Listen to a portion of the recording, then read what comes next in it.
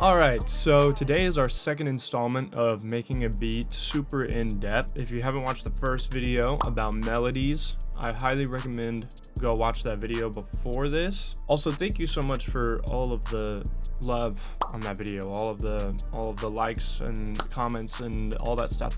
Thank you so much. But today we have drums, so it's going to be another kind of the same video. It's going to be very in-depth, probably pretty long, and yeah, hopefully you learned something from this video. That's what I'm aiming for. But before we get into it, by the time this video comes out, my 2023 loop kit should be out or almost out. I will leave a link to it in the description, and yeah, that's every loop that I've made in 2023. So that includes melodies from YouTube videos, all sorts of stuff. There's a lot of loops in there, like 180-ish, a little more than that, I believe. So yeah, it's also free. But on BeatStars there it says like $4.99, but there is an option to download it for free. The $4.99 is just if you're feeling generous and you want to support me. But you know, I didn't want to charge for it because it's just loops that I've made, and they're so easy to get a hold of nowadays that it's not really worth like charging a bunch of money for it. So be sure to go check that out. Lots and lots of stuff in there. But also I do want to mention shirts are still available. Bro, my drawers are not pushed in. I just noticed that. I did want to mention shirts are available. The link to that will also be in the description. I'm planning on dropping some manifest shirts as well, and clothing as well. Without further ado, let's just get straight into the drum tutorial. Alright, so this is where we left off last time. We have our melody made right here. Now, I did do one other thing after the video, and all I did was take these two notes that were initially in with this MIDI. I just put them in their own channel, and I just added a delay to them. Just because I wanted to emphasize it a little more, and then maybe in the verse, like, take it out or something. But that is a video for the arrangement, or that's something for the arrangement video, which is coming soon. So anyways, here is what the melody that we left off with sounds like.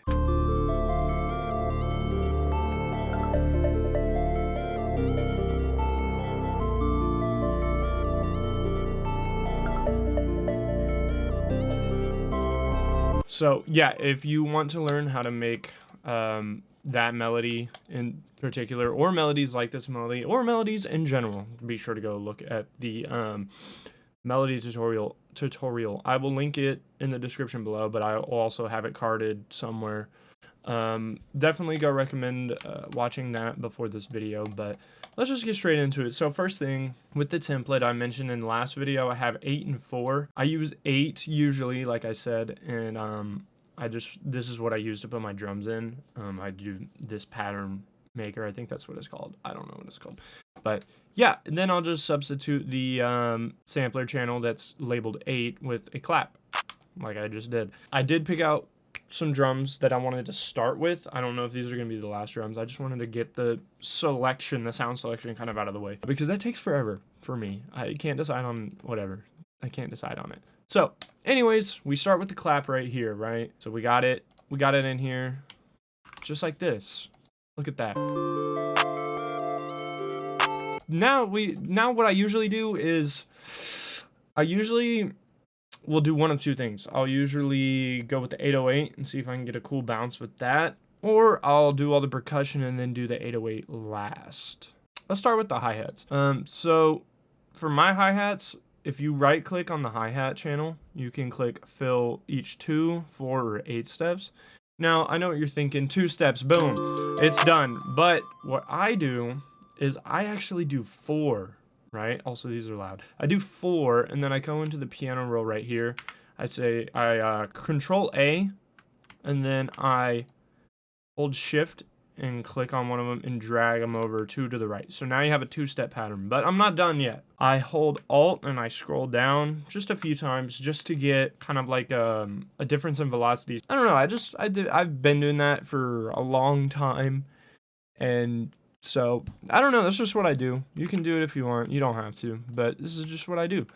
Then next thing I usually do is I will drag them out to where they touch each other like that. So you can either do it like I just did manually, or you can just press Control L. And then from there, now that they're not like tiny little lines, I take the blocks.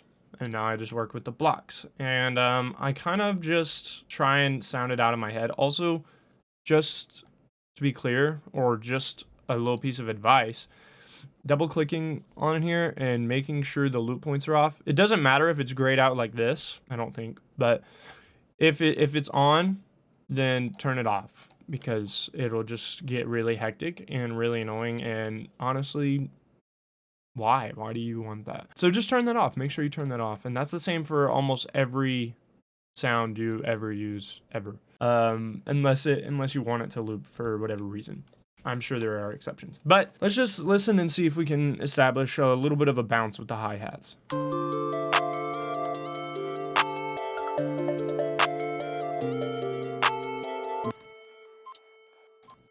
So this is the first thing I heard, was just a t-t-t-t-t-t-t-t. And now I usually have, if I do a triplet like this, I kind of just put it under all the other notes just for now, or you know, like I just do it for now just for time's sake. But usually I'll just come in and I can do Control U and scroll up until it does that, and that's the same thing. But I usually just drop it under just for time's sake, and sometimes that sounds good when you have it drop down a little bit.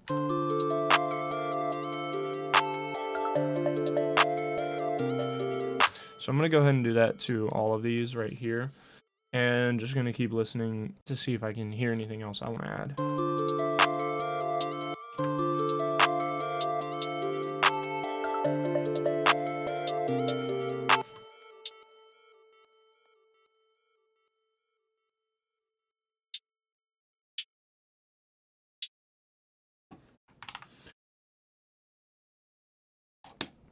All right, so this is kind of what I heard. I just kind of heard a to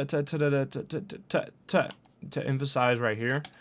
And then I just did the same thing right here, but I wanted it to change because I didn't want it to just be the same as before. I wanted it to kind of be different on the end right here. So I just did this. I don't know how it's going to sound, but there we go. Just to make it a little smoother, I did the velocity to go up instead of it just being flat. It just sounds a little smoother in my opinion. Also, if you're wondering how I chopped these, it's Alt U. You can just change the wheel right here and you can get all of these rolls. So yeah, here's what this sounds like. Also, usually I will turn the velocity on the lower notes for hi-hats down a little bit just because they tend to stick out a bit. And if you soften them up just a little bit with the velocity, it kind of takes the edge off a little bit.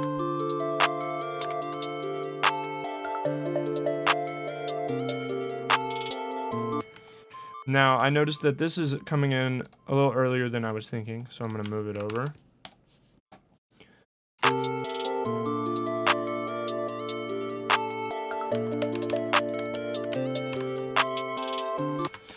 And I'm going to keep this this half rather similar to this half, just for the symmetry that I was talking about before. That's kind of just how I do my patterns. I like having symmetry a lot, but I am going to make this all on that D, which is the same note that this roll was on. I'm going to make it all on that D. That way it's just a little bit different than the first half. And so now when you hear this, you know that it's the first 4 bars are ending. And then when you hear this, you know that the full 8 bar loop is ending. So I'm gonna keep it pretty simple. Another thing that you can do is you can take notes like an octave down and kind of establish a bit of a different rhythm with that. So I might go ahead and do that. I'll just show you what I mean. I'm probably not gonna keep it, but here's kind of what I mean.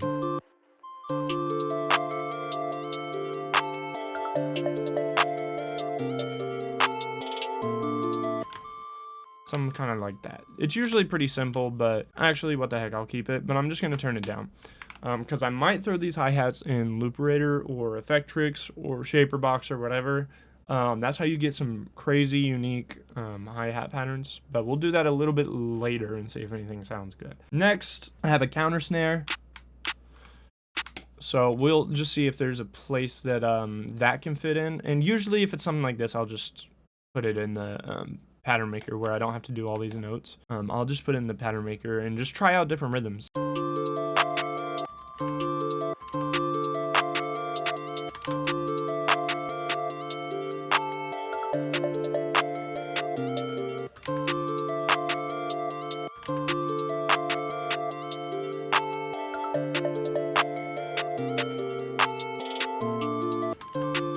I think I'm just gonna do something simple like this. It kind of follows the hi-hat pattern right here and here. It kind of follows that rhythm. So then that means that even if the snare is out, then you can kind of still feel that counter rhythm because of the hi-hats. But it also layers that snare with the hi-hat, so it just, you know, just emphasizes it a bit more.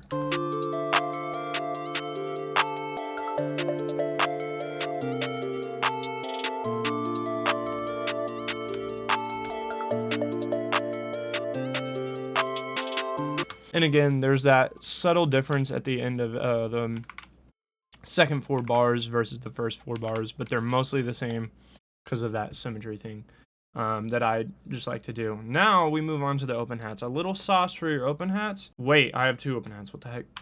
I'll have a short one. We'll get to that later. But for this is what I was talking about, loop points. Get them out of here. Get them out of here. For basic open hats, or like ones that you use traditional open hats, where they kind of lead into another sound, or they only play for a certain amount of time, and you have trouble like with them bleeding over, like if they're going into a clap and it doesn't end when the clap ends, so it's like claps and it's like kind of annoying. You can come in here and to the envelope and hold Alt, scroll down, up, down, down, and down, and you get this block. Or you can just click and drag down, click and drag up, click and drag down, down, and down.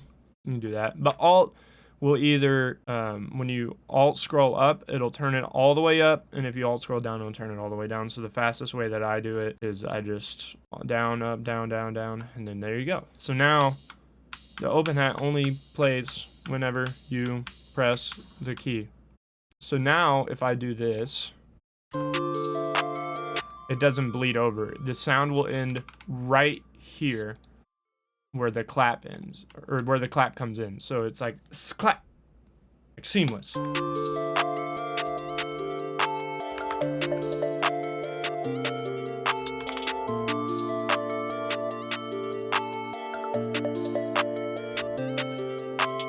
And I'm just gonna keep this super simple. Honestly, this is all I'm gonna do. If you want to do other crazy stuff, some things I can recommend is like some open hat stutters. So just make super short notes like this into an open hat, or you can do like slides on the open hat.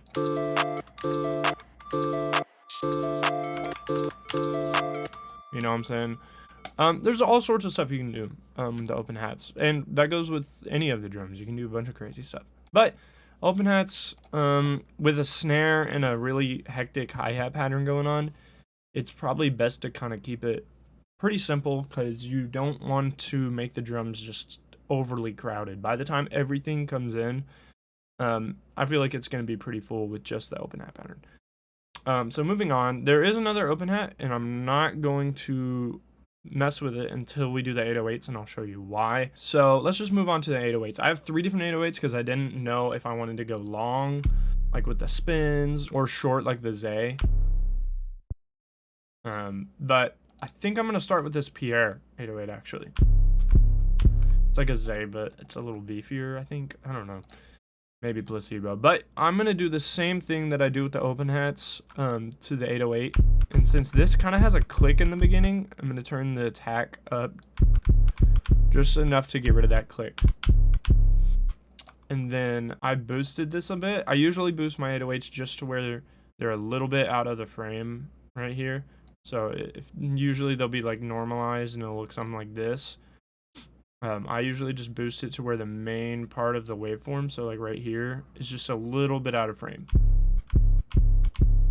just a little bit of 808 advice. Another thing that you can do, if you don't know, sometimes 808s come at different pitches. So this is a C, but sometimes it'll come at like an F or something, or it'll sound like this if you put it in. And it'll sound like that when you press like C. It would sound like this, which isn't a C. So whenever you try and make a pattern following the melody, it's gonna sound really weird. So what you can do to fix that is you can go to the pitch corrector right here, just right click and then click edit and pitch corrector, and it'll pull up new tone.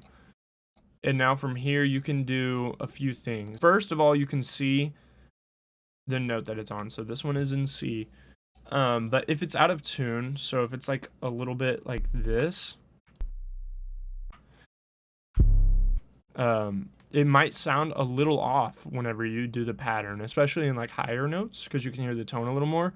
All you gotta do to fix that is turn the center knob all the way up, and then take this square with an arrow and drag it back in, and it'll make the 808 perfectly in tune. Now, I do want to stress you want to be a little careful when doing this with some 808s if they have like a lot of pitches in them for some reason, like if they pitch like down, like you know what I'm saying? You might want to be a little careful because it can make that transition not as smooth. But for the most part, you can at least check your notes. So if I came in here and this said F, all you want to do is go to this wrench tool right here and right click on the keyboard, right click F. So right there, you pretty much just want to right click whatever note it says. So if this was at a D right here, I would right click D. And then whenever you press the C key, it would play a C. So this is pretty much just the root note. So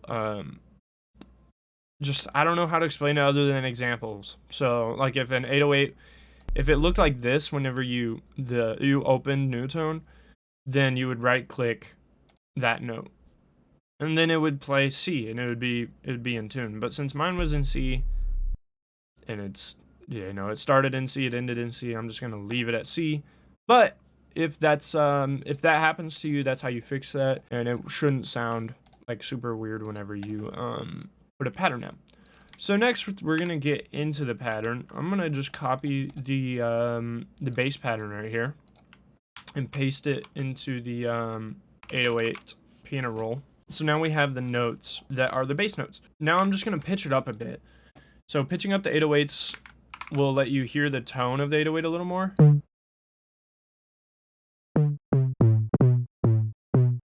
You can kind of tell what's in key and what's out of key a little more than this. You know, so pitching up your 808s just while you work on them can be super beneficial, especially when working with samples or loops, because this is when you can really hear if those notes will sound good. So now I'm just going to establish a basic bounce. One of the basic bounces that I like to do is this one right here, where on every two, this applies to every 2 bars. This is what I usually like to do. A note on the first beat of the first bar, and then in the second bar, a note on the second beat.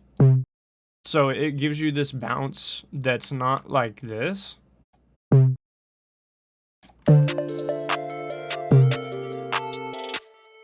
Like such a rigid bounce. This is an actual bounce. So you'll have something like,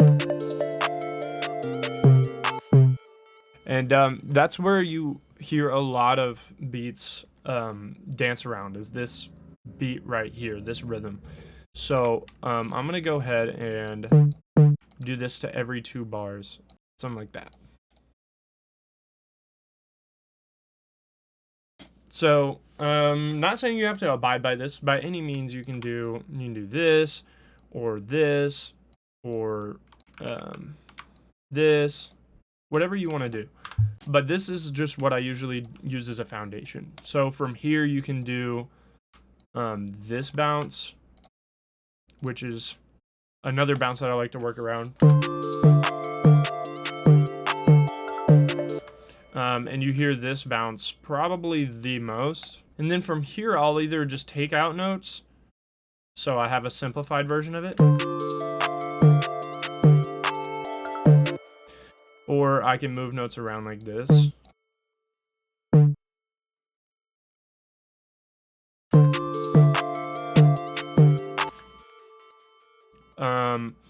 Just all sorts of stuff. And making your 808 bounces unique is a great thing. But having a rhythm that's like you're able to follow is also a great thing as well, if that makes sense. Because like having like a super offbeat like 808 bounce,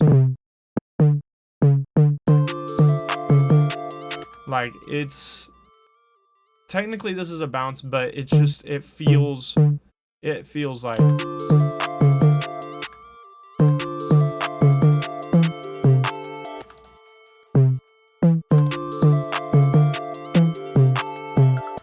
it's I don't know, it's just kind of tough to follow, you know what I mean? It's ultimately whatever you want to do, and different melodies have different situations and different beats call for different bounces. But I'm gonna keep this one pretty simple. I think I'm gonna do like for the first 2 bars I'm gonna do, actually for the first 4 bars I'm gonna do a pretty spaced out bounce. So I'm gonna go ahead and do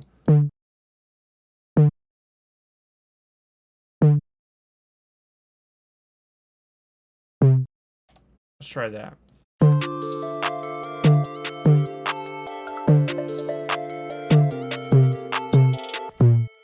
And then I'm going to drop this down into a more or a less spaced out bounce. So something like this.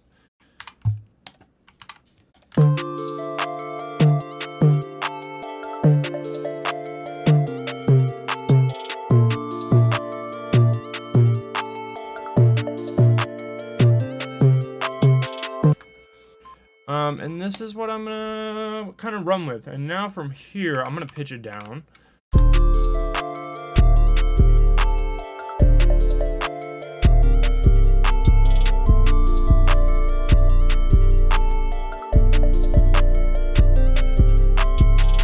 And now I'm just listening for opportunities to switch up the pattern a little bit. So one thing I heard was maybe putting this note up an octave.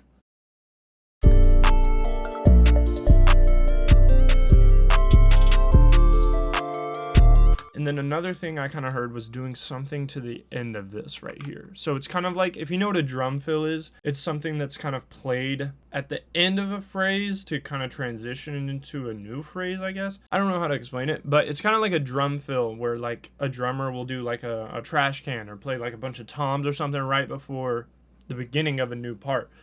So putting this at the end of an 8-bar loop kind of signifies, hey, this loop's about to restart or a new section is about to begin. So I find it best to put like any like crazy complicated stuff at the end right here. Or you could do it at like the end here or here. You know, it's kind of just where you find these pockets. So right now I'm feeling something right here.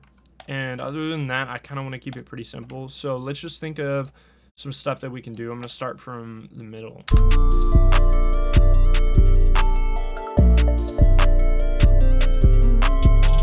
So I'm thinking maybe something with an octave jump to kind of create some symmetry right here, or a callback to this octave jump.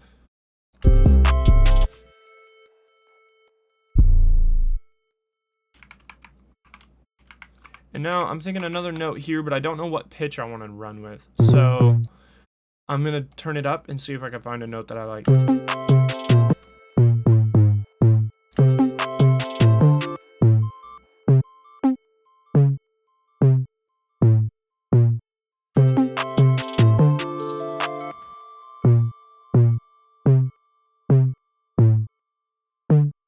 I think that sounds pretty good.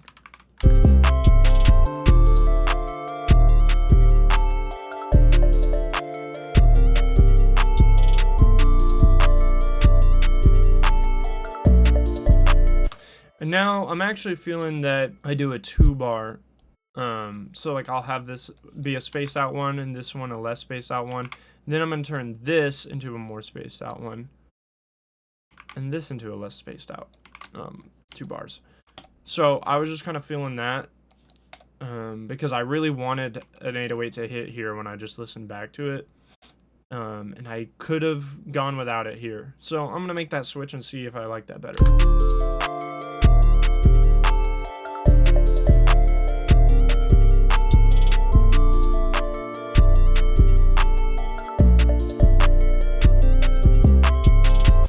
And I think the reason that I kind of did it that way was because at the beginning of the melody, you have this. And that combined with like a constantly hitting 808, kind of like, I feel like it's a little cluttered. And then you have this right here. You have that rhythm coming from a different instrument. So you kind of want to, you kind of desire like a rhythm there as well. So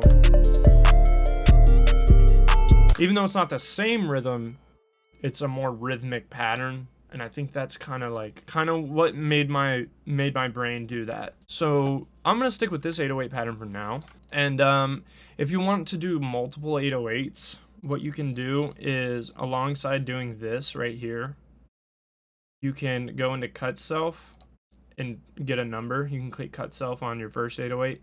And so this says 10. You can go into a second 808 and go to the wrench and go cut self by 10 and by 10.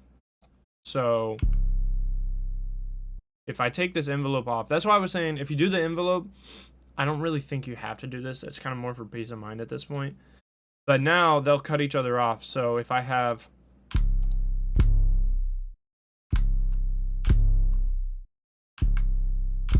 so they cut each other off. If you don't do the envelope thing, then that's probably the best way to do that. But if you do the envelope thing, it only plays whenever you play anyway, so you can just line it up to where, like if I wanted spins to be right here, I would just line it up to where this is where I want it, and then on the other 808 I could take that out, and now you just have them switching in between. So if you want to do two 808s or put like a little Benny X bass in there, whatever you want to do, that's kind of how I go about doing it. Those two methods, either of those will work. But I usually just like having my envelope on because that also eliminates the trail off of like the 808 not stopping when the melody stops. Like whenever I do this, the 808's still, the 808's cut off, but if I do this,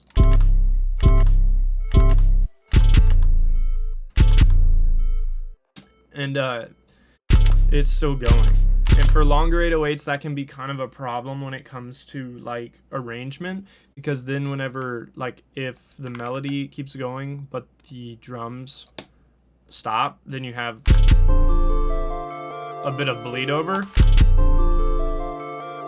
And I've heard this in a lot of songs, and it's not like a big deal, but to me, I like it nice and neat. I like it to where it'll... But obviously for different beats and different situations, it calls for different things. So ultimately it's up to you and what the beat kind of calls for in your mind. So anyways, now we're going to move on to this short open hat. This is something you don't have to do or anything. You don't really have to do any of this. But this is something that I found I like doing, is putting short open hats on 808 notes. So this will kind of, I'm going to put it all on C. So if you press Alt K and change it to where it looks like this, every time you press Alt K, it'll move everything to C. So like if you have, if you wanted to put kicks in, you could copy and paste the 808 pattern and it'll be all over the place. But you can press Alt K and it'll all move to C. And then boom, you got kicks all hidden on the same note. But anyways, I'm just going to follow the 808 pattern right here. So these go up.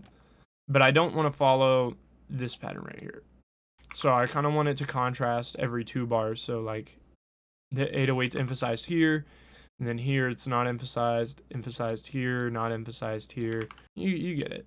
So we'll do like that. And then Alt K, put them all on C.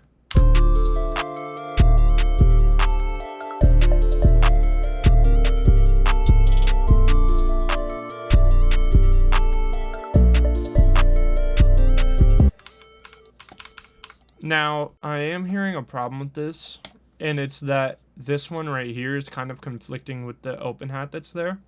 So I'm going to try just taking it out. Also, the 808 sounds a little too short. So I'm going to go ahead and get the one that I made for a kit that I was working on with Zay. This one right here, it's a little longer and it trails off a little more. But whenever you turn it down and it blends with the 808, it just barely emphasizes that 808, and I think it sounds so good.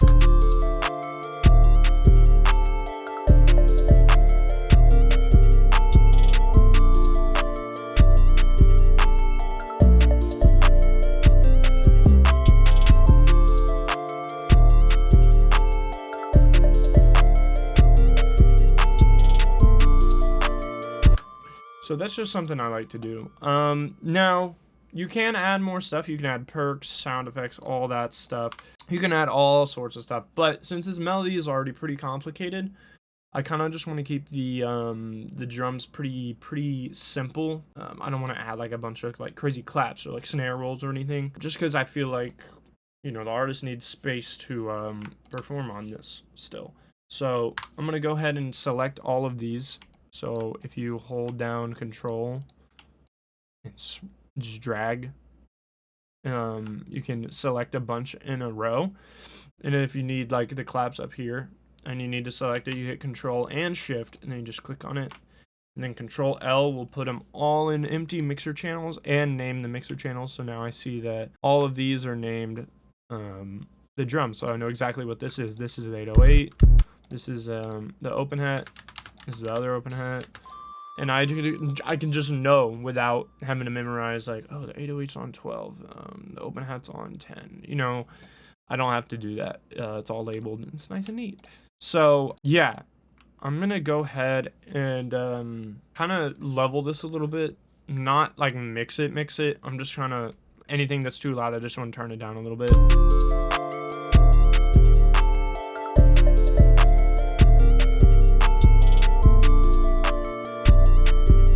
So just something simple like that. We're going to mix all of these in depth. I'm going to explain my mixing process in the next video, along with mastering and arrangement. So that video is going to be the last video of the series, and that is coming soon. So we're not going to mix this yet. I kind of already mixed the melody, because that kind of goes in with making the melody, like effects and all this stuff. But drums I just keep pretty bare anyways. So I'm going to like mono and stereo and pan, all this stuff in the mixing video, and then I'm going to explain kind of what happened with the melody, since I kind of had to mix it while I was making the melody. But the last thing that I think I'm going to try is putting an effect on the hi-hat. Like I was saying earlier, Loop Raider, Effectrix, or Shaper Box, they all kind of do the same thing. And putting Loop Raider on the hi-hats is something that's super satisfying when you find a good preset, and it just adds like a super unique bounce. It's kind of crazy, because when you like listen back to the beat, you're like, man, people that don't know they use Loop Raider, they're like, man, how did he think of that bounce? Well, in reality, you didn't, and something else did it for you, but it just sounds really cool. So there you go. So usually whenever I do this, I take like the 808 out, and I just keep all the percussion in, just so I know how the hi-hats are going to fit kind of into the bounce.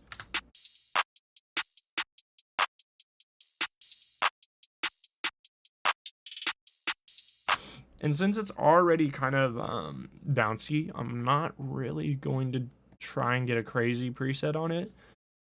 So we'll hop into Shaper Box and see if I can find something in maybe the fills pattern or fills section.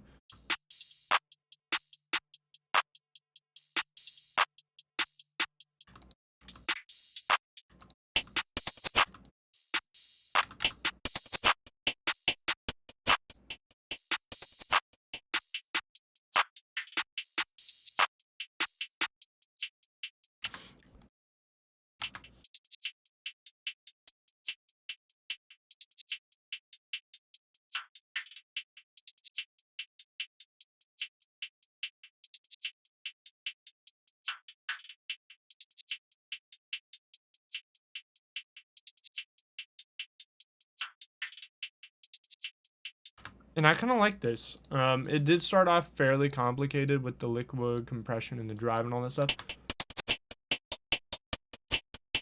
But I kind of heard the like reversing going on. And I like that. And so I turned all this off and I kind of just got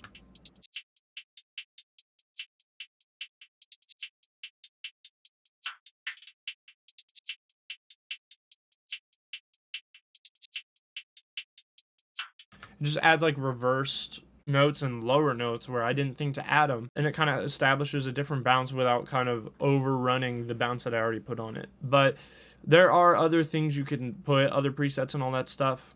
Looperator is probably my number one recommendation for that kind of thing, along with Shaper Box and Effectrix. But Looperator is like the goat. It's so fire when you find a good hi-hat pattern with Looperator. But yeah, so now kind of pick apart the drums. You can right click your whatever all your drums are on and click split by channel, and then drag them. So to select them all, you control, hold shift, and then click the last one, and it'll select all of them. And then you can just drag them out here, and they'll be in order and all that stuff. And then I like to match the ends up like that. That way it just looks nice and neat. And actually, the effect on the hi-hats is a little strong, so I'm just going to turn it down a little bit so I can kind of still hear that rhythm that we started with, that bounce that we established beforehand a little bit more. But yeah, I can't really think of any other tips or anything. Or actually, another thing you can do is cut 808s short. When you have the envelope on, you can cut them short, and it creates like kind of a unique bounce whenever it's in here.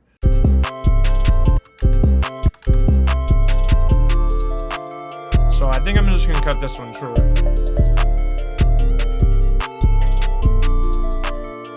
It's something that not everyone's gonna notice, but it kind of adds like a little feeling of, oh, this part is different than this part and this part and this part. You know what I'm saying? It kind of just has a feeling, man, of a different bounce feeling.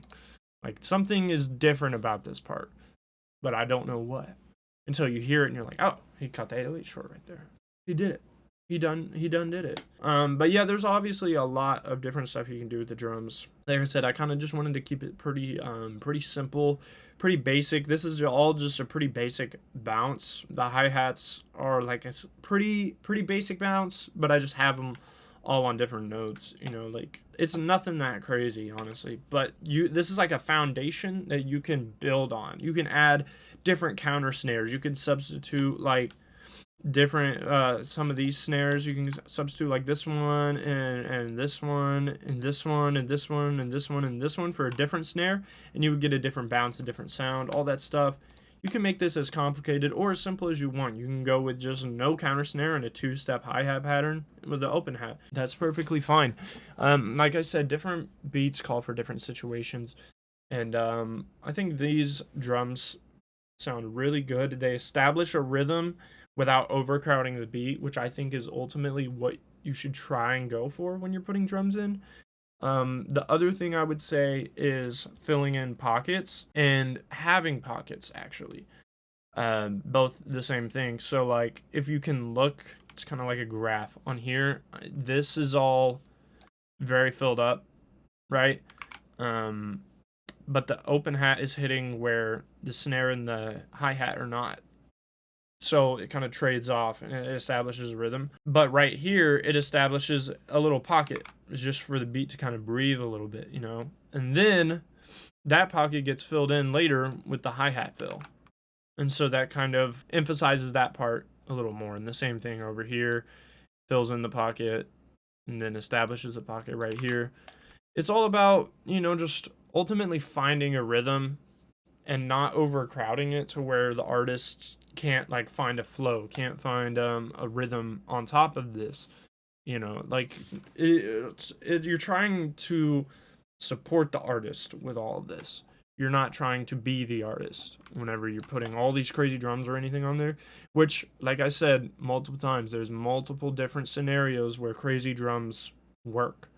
Like Jump In by Autumn, those are some of the craziest drums I've ever heard, and it's still like a full song. You know, it's different for everybody, and it's different for every beat. I feel like these drums are pretty balanced with this melody, but you know, if you have a simpler melody, you might want to go more complex with the drums. And if I had like a crazy complex melody, I would even go even simpler with the drums.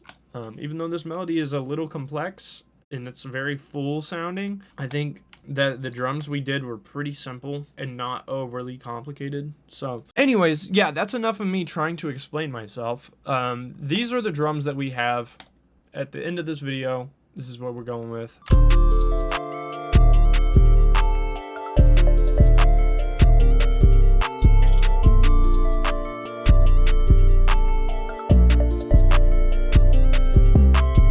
And yeah, drums I feel like are not nearly as hard as melodies, or nearly as tedious, or like I can't really go as in depth into drums as I do melodies, because like there's just theory and all that stuff, and drums, it's like rhythm, you know what I'm saying? So just the more you work on drums and the more you make beats, you're gonna feel like you're gonna be able to catch rhythms and feel rhythms more, feel what rhythms work and what don't, which ones don't, and all that stuff. So yeah, I really hope that you found something to help you out with this video. And if you haven't watched the melody tutorial, I highly recommend going to watch that, because I feel like that video is going to be the one that helps the most people out the most, because it's what most people struggle with, is with melodies and stuff. And it's just completely start to finish, from scratch, how to make melodies down to effects